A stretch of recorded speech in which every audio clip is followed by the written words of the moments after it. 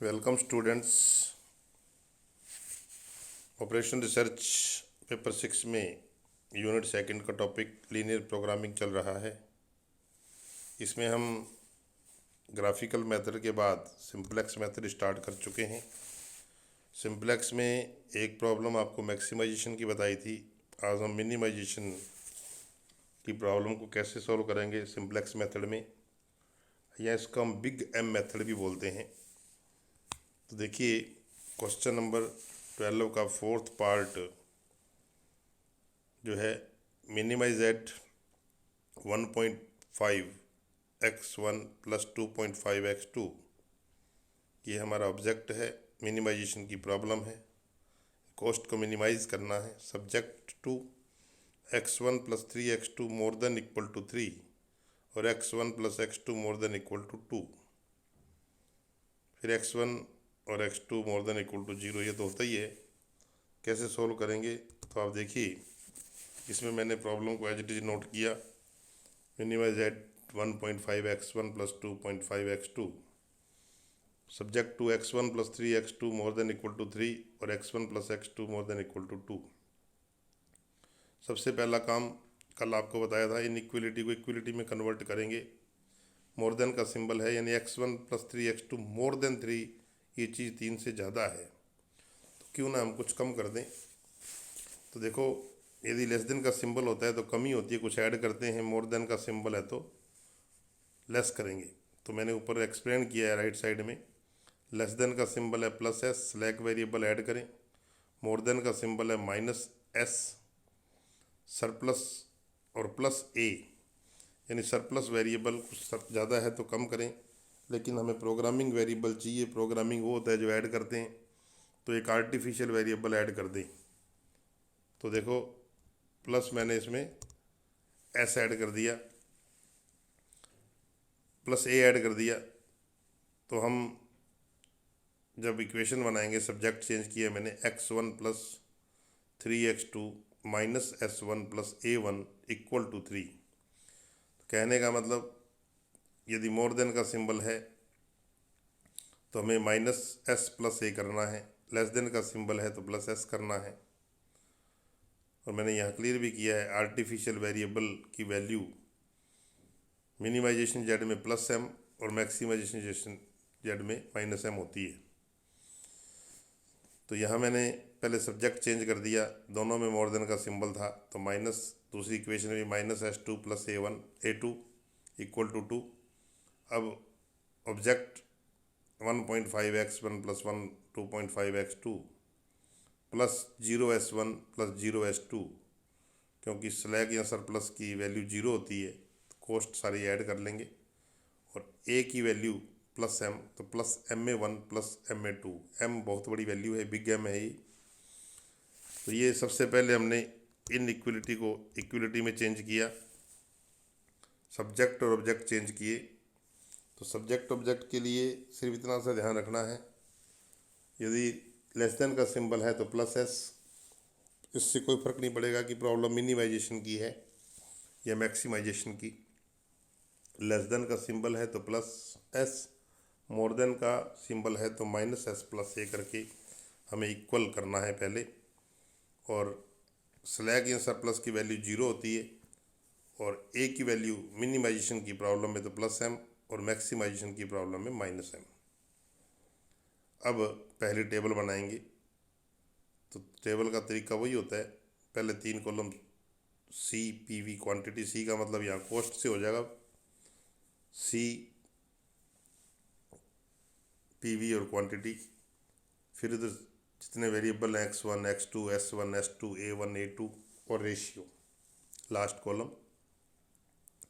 Programming variable वो होते हैं जो ऐड किया पहली इक्वेशन में a1, दूसरी में a2, ये प्रोग्रामिंग वेरिएबल हो जाएंगे। और इनकी वैल्यू, कॉस्ट बिग एम है एम एम, क्वांटिटी में जो इक्वल के बाद आया था 3 और 2। फिर सी जे यानी कॉस्ट ऊपर लिख दें, x1 की 1.5, x2 की 2.5 जो ऑब्जेक्ट में होती है, s1 की 0, s2 की 0, a1 की m और a2 की m। तरीका वही है, सारी वैल्यू फीड कर दें, फर्स्ट इक्वेशन फर्स्ट रो में 1, फिर 3, फिर -1, S1 का -S1 का तो -1, A1 0 हो गया, फिर A2 है नहीं, A1 1 आएगा, A2 0, S2 0। ऐसी दूसरी इक्वेशन में x1 की वैल्यू 1, x2 की 1, S1 है नहीं 0 हो गया, S2 -1, A1 है नहीं 0 हो गया, A2 1। तो सेम प्रोसीजर फॉलो करना है मिनिमाइजेशन वाला। वही NER निकालेंगे, NER का तरीका वही CJ माइनस ZJ।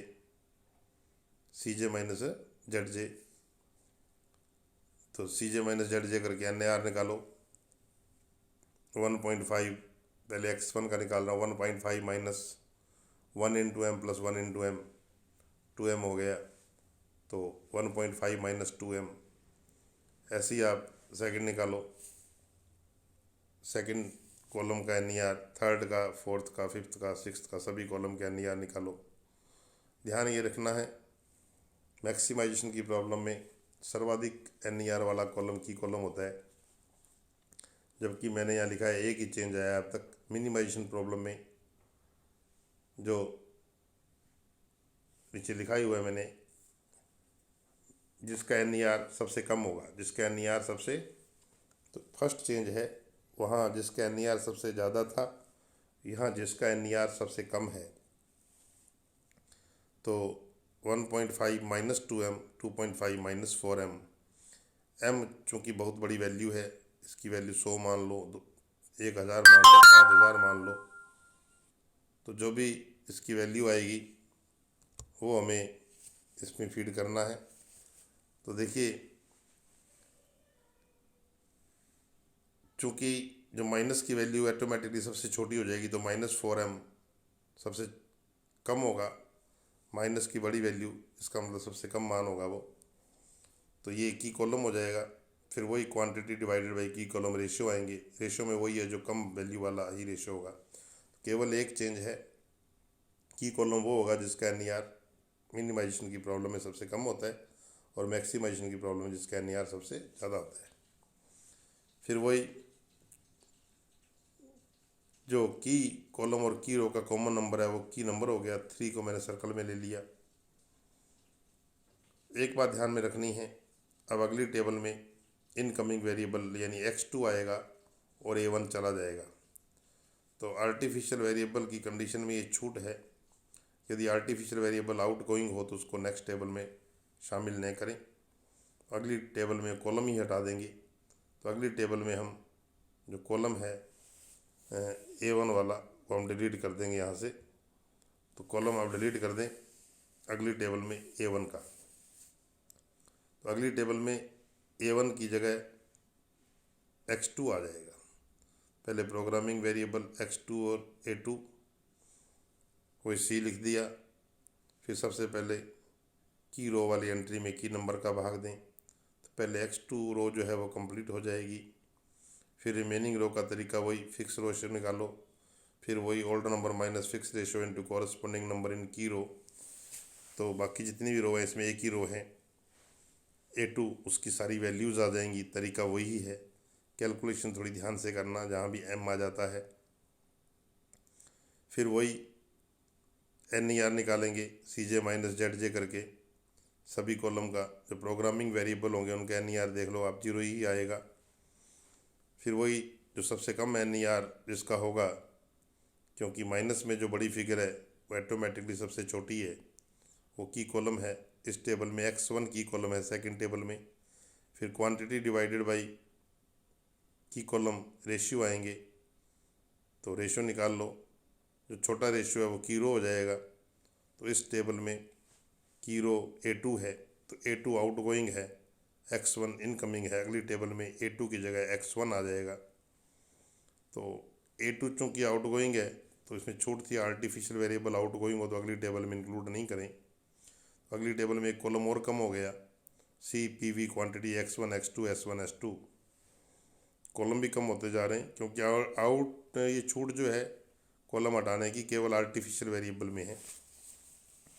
अगली टेबल में x2 और x1 हो गए प्रोग्रामिंग वेरिएबल, इनका C कॉस्ट लिख लो।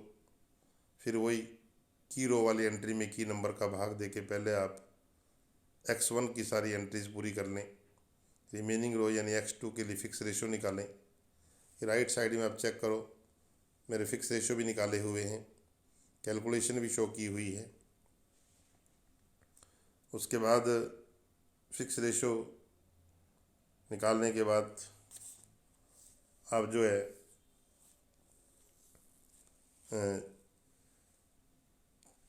Old number minus fix ratio into corresponding number in की रो करके रिमेनिंग एंट्री निकाल लो। फिर वही तरीका NER निकालो CJ माइनस ZJ करके थर्ड टेबल में। प्रोग्रामिंग वेरिएबल का NER 0 होगा और S1 का इसमें NER 1/2 और S2 का 1 आ रहा है, तो दो ही अंतर हैं। मैक्सिमाइजेशन की प्रॉब्लम में जब NER की सारी वैल्यू 0 या नेगेटिव आ जाती हैं, और मिनिमाइजेशन की प्रॉब्लम में ऑप्टिमल सॉल्यूशन तब आता है जब NER की सारी वैल्यू 0 या पॉजिटिव आ जाए।